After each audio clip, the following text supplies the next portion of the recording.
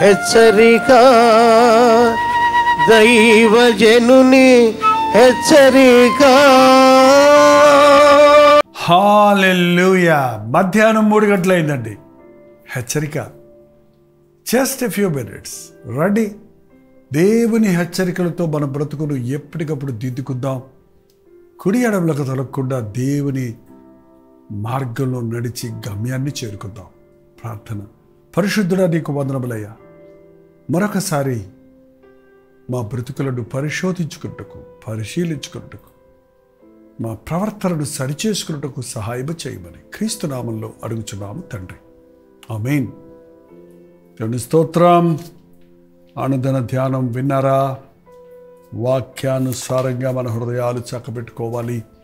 హగ్గయి గ్రంథం 1వ అధ్యాయం 6వ వచనం చదువుతున్నాను, వినండి. హగ్గయి 1వ అధ్యాయం 6వ వచనం. మీ ప్రవర్తనను గురించి ఆలోచించుకొనుడి. మీరు విస్తారముగా విత్తినను మీకు కొంచెమే పండెను. మీరు భోజనము చేయుచునను ఆకలి తీరకున్నది, పానము చేయుచునను దాహము తీరకున్నది, బట్టలు కప్పుకొనుచున్నను చలి ఆగకున్నది. పనివారు కష్టము చేసి జీతము సంపాదించుకొనను, జీతము చినిగిపోయిన సంచిలో వేసినట్టుగా ఉన్నదే. క్రీస్తుని కలిగిన వారు తృప్తిపరచబడతారు, సంతృష్టి కలిగి ఉంటారు, ఉన్నదానితో సమృద్ధిని పొందుతారు. మరి మన బ్రతుకుల్లో ఎందుకు సమృద్ధి లేదు? మనం ఎంత సంపాదించినా ఎందుకు మిగలటం లేదు? ఎంత ప్రయాసపడినా ఎందుకు మనకి మన అవసరతలు తీరటం లేదు? అప్పుల పాలవుతున్నాం. మీ ప్రవర్తన గురించి ఒక్కసారి ఆలోచించుకొనుడి. మీరు విస్తారముగా విత్తినను మీకు కొంచెమే పండెను.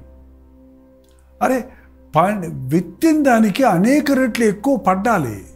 ఎంత విత్తినా కొంచెమే పండుతుంది. పెట్టుబడి ఎక్కువ, నష్టం ఎక్కువ. ఎంత పెట్టుబడి పెడితే అంత లాభం రావాలి కదండి. అంతా మూట కట్టుకొని పెట్టుబడి పెట్టారు, చివరికి ఉన్నదంతా ఎగిరిపోయింది. ఎంతమంది ఇలా చెప్తున్నారో తెలుసా? అప్పులు చేసి తెచ్చి పెట్టుబడి పెట్టామండి, ఉన్న వ్యాపారం అంతా ఊడిపోయింది లాక్డౌన్ డేస్లో అని చాలామంది చెప్తూ ఉన్నారు. మీరు ఎంత కష్టపడ్డా మీకు ప్రతిఫలం. మీరు భోజనం చేయుచున్నాను ఆకలి తీరకున్నది. భోజనం చేసిన తర్వాత ఆకలి తీరాలి కదండి. తింటూనే ఉంటారు కొంతమంది. ఏం తిన్నాను, ఏం పెట్టావు, ఏముంది అంటూనే ఉంటారు. ఒక విధమైన ఆ యొక్క అసంతృప్తి మనుషుల్ని పట్టి పీడిస్తుంది. మీరు ఒక రోడ్డు మీద నడుస్తుంటే any cities or even towns, ప్రతి 3 షాప్స్కి ఒక షాపు, ఒక తిండి షాప్ ఉంటుందండి. ఒక రెస్టారెంటో, ఒక హోటలో, ఒక టీ కొట్టో, ఒక బ్రెడ్ బేకరీయో, ఒక స్వీట్ స్టాలో మీరు చూస్తూ వెళ్ళండి. ఎన్ని కొట్లు ఉన్నాయి తిండికి, ఎంత తింటున్నారు, ఎన్ని రకాలు. ఇప్పుడు స్ట్రీట్ ఫుడ్ అని కొత్తగా పెట్టారు. ఎక్కడ పడితే అక్కడ బడులు పెట్టుకొని అమ్ముతూ ఉంటే తింటూనే ఉంటారు. ఇంట్లో తింటారు, బయట తింటారు, తృప్తి లేదంటారు. ఎంత తిన్నా తృప్తి లేదు. మీరు పానము చేసినను దాహము తీరకున్నది. ఒక చెంబు నీళ్ళు తాగేవాళ్ళు పూర్వకాలం, ఇంకా బావమని వాళ్ళు అంతే. ఇప్పుడు ఎన్ని నీళ్లు తాగినా, ఎన్ని నీళ్ళు అంటే మామూలు నీళ్ళే కాదండి. ఈ తమిళనాడులో, మా చెన్నైలో సారాయిని తన్ని అంటారు. తన్ని అంటే తెలుగులో నీళ్ళని అర్థం.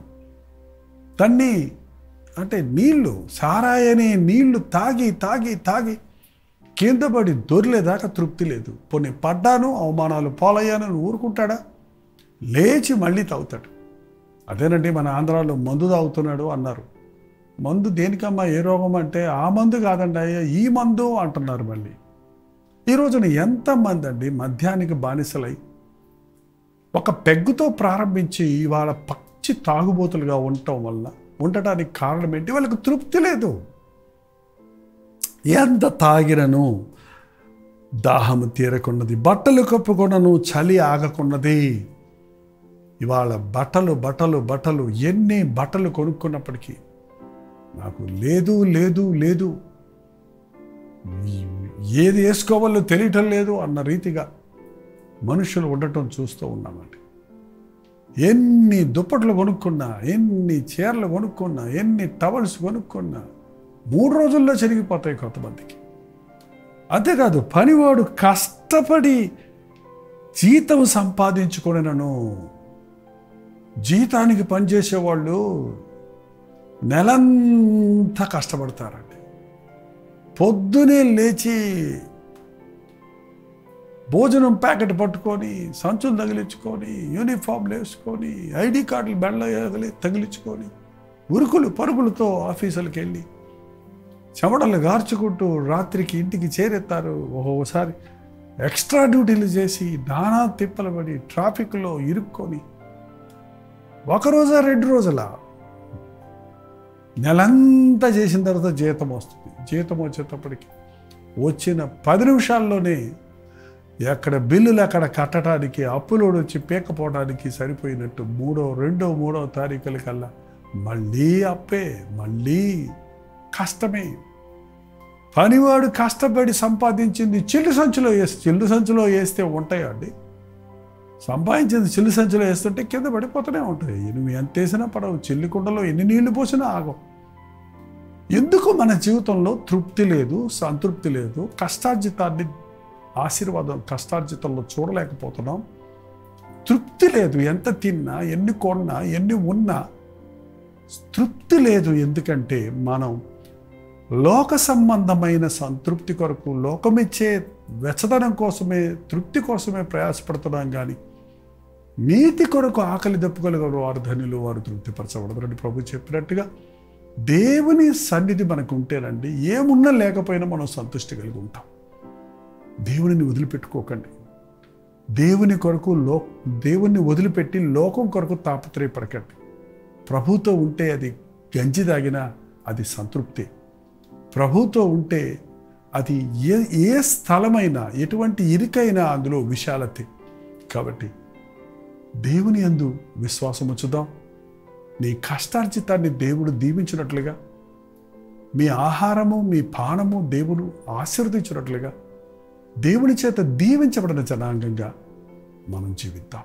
ప్రార్థన.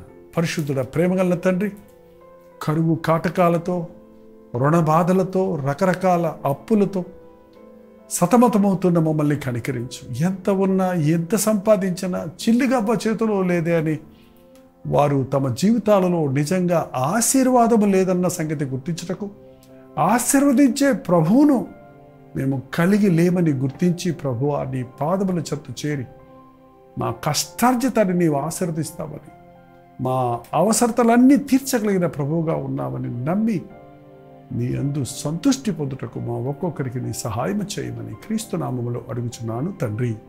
ఆమేన్. తండ్రి అయిన దేవుని యొక్క ప్రేమయు, కుమారుడైన క్రీస్తు యొక్క కృపయు, ఆదరణకర్త అయిన పరిశుద్ధాత్మ యొక్క సహవాసం కూడి వచ్చిన మనందరికీ ఇప్పుడు సదాకాలము తోడైండును గాక. ఆమేన్. దేవుని స్తోత్రం. మన జీవితాల్లో సంతృష్టి కలిగి ఉండాలంటే ప్రభువును మన సొంత రక్షకుడిగా అంగీకరిద్దాం. కష్టములో, లేమిలో, అన్ని స్థితిగతుల్లో ఆయన మనకు తోడున్నప్పుడు మనకి ఏ కొదువు ఉండదు. మీకోసం మేము ప్రార్థన చేయాలంటే 954041 నెంబర్కు టెక్స్ట్ లేక వాయిస్ మెసేజ్ ద్వారా వాట్సాప్ చేయండి. మీ పక్షంలో ప్రార్థించడానికి సిద్ధంగా ఉన్నాం. ప్రభునందు ఆనందించండి. ప్రభు దీవించబడిన వారిగా వర్ధిల్లండి. ఉచితమైతే ఈరోజు రాత్రి 9 గంటలకు మళ్ళీ కలుసుకుందాం. అంతవరకు దేవుని మహాకృప మీకు తోడైనది కాక. హల్లెలూయా. విజయవాడ పరిసర ప్రాంతాల్లో ఉన్న వారికి శుభవార్త. ఉచితమైతే కల్వరీ ఇవాంజలికల్ ఫెలోషిప్ యొక్క 42వ వార్షికోత్సవ కూడికలను ఈసారి విజయవాడలో బిషప్ అజ్రయ్య స్కూల్ కాంపౌండ్లో జనవరి 13, 14, 15 తారీఖుల్లో ఏర్పాటు చేస్తున్నాం. ప్రతిరోజు సాయంత్రం 6 గంటలకు జరిగే ఈ 3 రోజుల సభకు తప్పకుండా హాజరై దైవాశీర్వాదాలు పొందండి.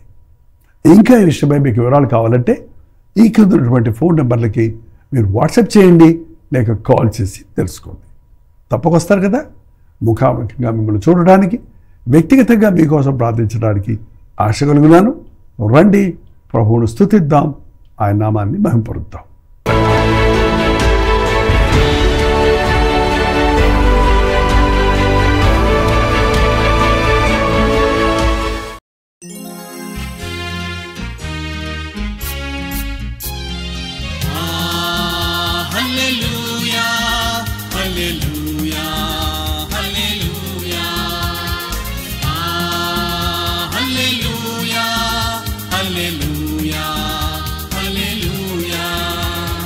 కలువరి ప్రేమే మధురం, కలువరి ప్రేమే మధురం, కలువరి ప్రేమే మధురం, కలువరి ప్రేమే మధురం.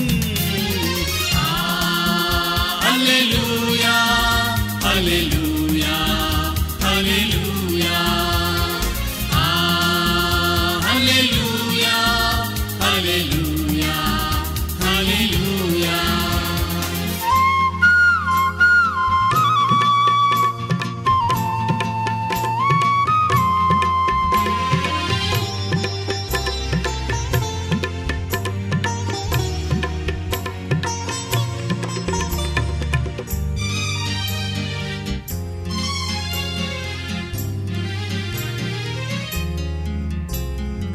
సిలువపైన విలువ త్యాగం చేసినావుగా, పాపినైనా నా కొరకు చిందించినావుగా, రుధిరం చిందించినావుగా. కలువరి ప్రేమే మధురం, కలువరి ప్రేమే మధురం, కలువరి ప్రేమే మధురం, కలువరి ప్రేమే